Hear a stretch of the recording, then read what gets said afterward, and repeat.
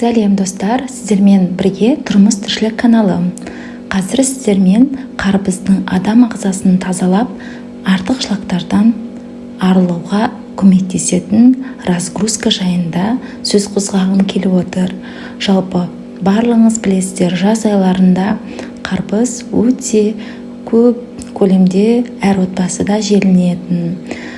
Сол әйел адам болсын, ер адам болсын, ағзаңызды тазалағыңыз келсе, мына кеңестерге ұсынар едім. Яғни артық салмақтан арылуға өте көп пайдасын тигізеді және оның құрамында көптеген минералдарға бай. Енді разгрузка жайында айтқым келіп тұр. Разгрузканың сағаттары 8:30-нан 9-ға дейін 500 грамм қарбыз жейсіз. 10-нан 11-ге деген бірінші перекусыңызда 300 грамм жейсіз. 13 пен яғни 1:30 мен 1 аралығында 500 грамм түскі астың орнына жейсіз. 16:00 мен 16:30 аралығында екінші перекуста 300 грамм қарбыз. 7 мен 8 аралығында кешкі астың орнына 500 грамм қарбыз жейсіз. Күніге 2100 грамм калориялық қарбыз болып жеуіңіз керек болады.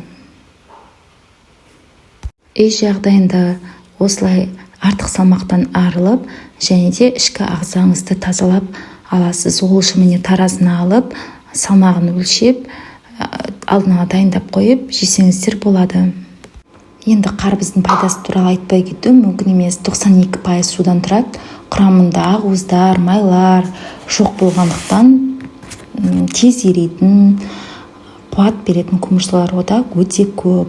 Бұл жеміс әсіресе физикалық белсенді адамдар үшін пайдалы.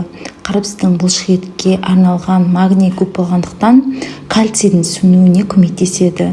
Онсыз ағзадағы сүйектер сынғыш болатыны белгілі.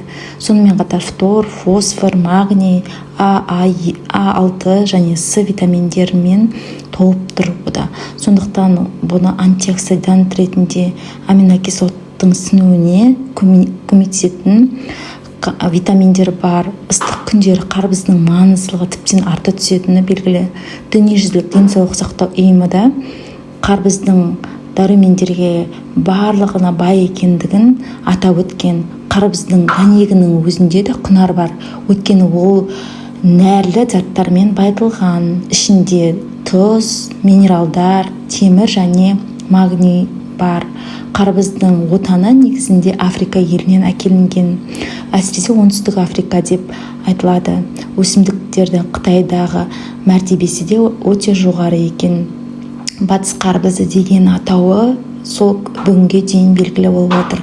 Қытайлықтарда қарбыз мерекесін қыркүйек айында тойлайды екен. Қытайлықтарды қайтен үйдегі біздің періштелердің өздері қарбыз десе ішкен астарын жерге қойып, опырып жеп алуға дайын тұрады.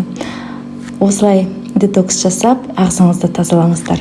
Және де менің каналыма тұрмыс тіршілікке тіркеліп, лайк, комментарий қалдыруларыңызды сұраймын. Рахмет.